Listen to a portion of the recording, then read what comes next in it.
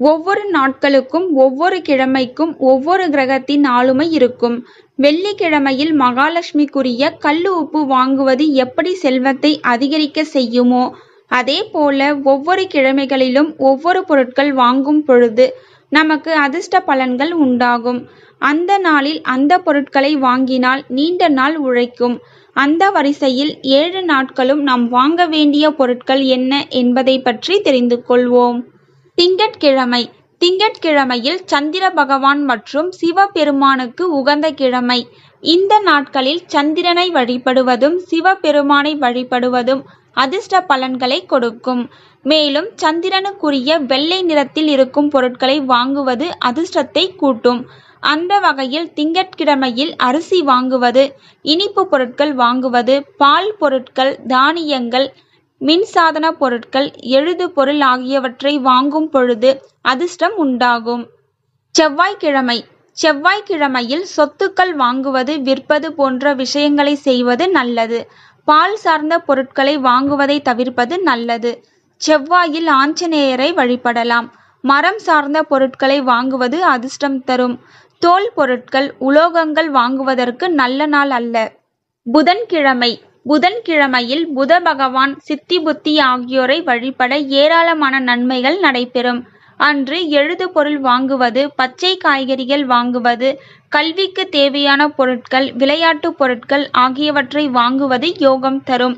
வீட்டு அலங்கார பொருட்களை வாங்குவதற்கும் சிறந்த நாளாக இருக்கும்.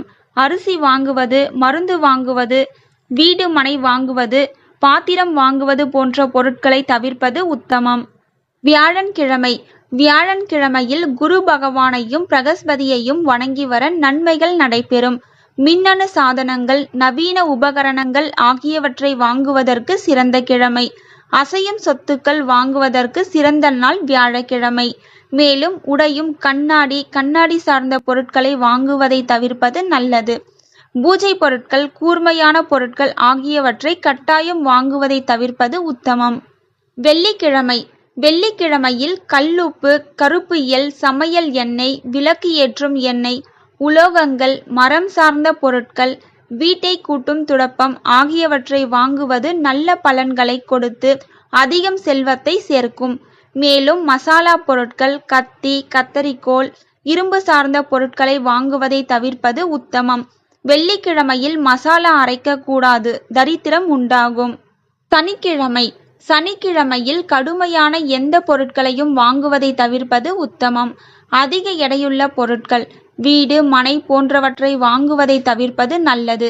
சனிக்கிழமையில் இந்த பொருட்களை வாங்கும் பொழுது கடன், வறுமை, நோய் ஆகிய பிரச்சனைகள் வந்து சேரும். தோட்டம் சார்ந்த பொருட்கள், ஆடைகள் வாங்க சிறந்த நாளாக அமையும். ஞாயிற்றுக்கிழமை. ஞாயிற்றுக்கிழமைகளில் சூரிய பகவானை வழிபடுவது கண் பார்வை குறைபாடுகளை நீக்கும். தன்னம்பிக்கையை அதிகரிக்க செய்யும். கண்ணாடி சார்ந்த பொருட்களை வாங்குவது விசேஷமான பலன்களை கொடுக்கும். சிவப்பு நிறத்தில் இருக்கும் பொருட்கள், கோதுமை, தானியம், வண்டி வாகனம் ஆகியவற்றை வாங்க சிறந்த நாளாக ஞாயிற்றுக்கிழமை அமையும். இந்த வீடியோல எந்த கிழமையில எந்த பொருட்களை வாங்கினா அதிர்ஷ்டம் வரும் அப்படிங்கிறத பத்தி தெரிஞ்சிட்டு இருந்திருப்பீங்க. அதே போல எந்த பொருட்களை வாங்கினா கட்டாயம் தரித்திரம் உண்டாகும் அப்படிங்கிறத பத்தியும் தெரிஞ்சிட்டு இருந்திருப்பீங்க. இந்த வீடியோ உங்களுக்கு பயனுள்ளதா இருந்தா ஒரு லைக் பண்ணுங்க. பிறருக்கும் பயனுள்ளதா இருக்கணும்னு நினைச்சீங்கன்னா கண்டிப்பா ஷேர் பண்ணுங்க. தேங்க்யூ ஃபார் வாட்சிங்.